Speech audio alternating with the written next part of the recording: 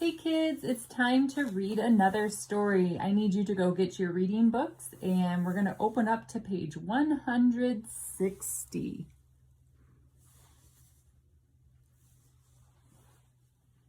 We're going to read another fairy tale.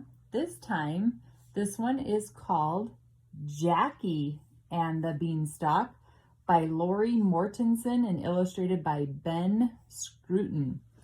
And remember, boys and girls, when we talked about fairy tales, we said that they are old stories that have been made up, characters and events that could not happen. And as you read Jackie and the Beanstalk, I want you to look for clues that the story is make-believe, an ending that is happy, how pictures and words help you understand what happens. And our big focus today is going to be making connections. And we have worked on that a lot this year. I want you to be finding ways that the text is like things in your own life and about other texts you have read. This will help you understand and remember the text. So the big one that we're going to really talk about today is how is Jackie and the Beanstalk the same as the other story we read this week, Jack and the Beanstalk, and how is it different? And just remember, kids, authors can have different ideas about the same kind of story. So when we're done, I want you to be thinking about how these two stories are alike and how they are different. And before we read, we're going to focus on these 4 power words right here. You may read them with me. Adorable, oversized, hauling, glanced. And I bet you have heard the word adorable. Think about that. Adorable means something is really cute and really easy to love. So I think of an adorable little puppy or an adorable little kitten, or when you guys were tiny little babies, I bet everybody said you were adorable. Oversized means something is very, very, very big, okay? Maybe you wear one of your dad's shirts on you, it would be oversized. It would be almost like a sleep shirt. The third word is hauling. And hauling means that something is really heavy and you are pulling it hard. So maybe you're outside helping with yard work and you have to haul a heavy wagon of rocks. Or maybe you're cleaning out closets right now and you've got big garbage bags full of stuff that needs to be taken away. You have to haul it away. It's really heavy. And the last word is glanced. And glanced means that you look at something very quickly. So you might, maybe an animal darted by your window and you glanced. You looked really, really fast. Okay, or you glance at a page in the book.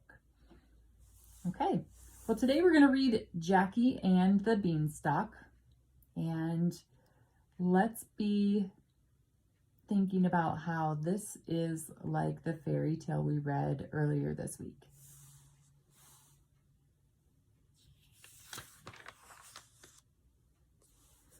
Once upon a time, a girl named Jackie lived in an apartment with her father. It was crowded and messy because they lived with a gigantic cow. You can see the cow is really big. It's gigantic. What was a cow doing there? Eating, mostly. It eats like a cow. Buying the cow had been a stupendously bad idea, but nobody thought of that when it was a cute little calf. Adorable! Can we buy it? Sure. And when you hear that word stupendously, it means like it was a really, really bad idea. The bigger it grew, the more food and space it needed. Whose idea was this? Not mine. One day, Jackie's father made an announcement. The cow has to go. He told Jackie to take the cow and sell it for $100. Come on, let's go. Moo. But nobody wanted a cow, not firefighters, not florists, not taxi drivers. Just when Jackie was about to give up, a mysterious woman walked up to her. "How much for the oversized moor?" $100. The woman had no money, but she did have some special beans. "Plant them in some dirt, add some water, and wait. By morning, shazam! There'll be a beanstalk stretching up to the sky like a winding green staircase." "Are you sure? Plant growth takes dirt, water, sun, and time." Jackie looked at the cow and then looked at the beans. Suddenly, pocketing the beans sounded a whole lot better than hauling the cow back home. Deal. Of course, when Jackie got home, her father hit the roof. Well, not really, but he did toss the beans out the window and yell a lot. "A few beans for a whole cow." Overnight, the beans sprouted long, green tendrils that twisted and reached up toward the sky. The next morning, there it was, exactly as the woman promised, the biggest beanstalk Jackie had ever seen. "Wow, I've never seen a plant grow so fast. I wonder what's at the top. Maybe there's treasure." Jackie scrambled up the stalk. But before she'd gone very far, she glanced inside a window and gasped at what she saw. "Look at all that stuff!" It belonged to Mr. Fee-Fi-Fo-Fum, an upstairs tenant who was as big and loud as a giant. He had paintings, pianos, chandeliers, everything, even a golden harp. "We need a harp for our school play. He probably wouldn't mind if I borrowed it."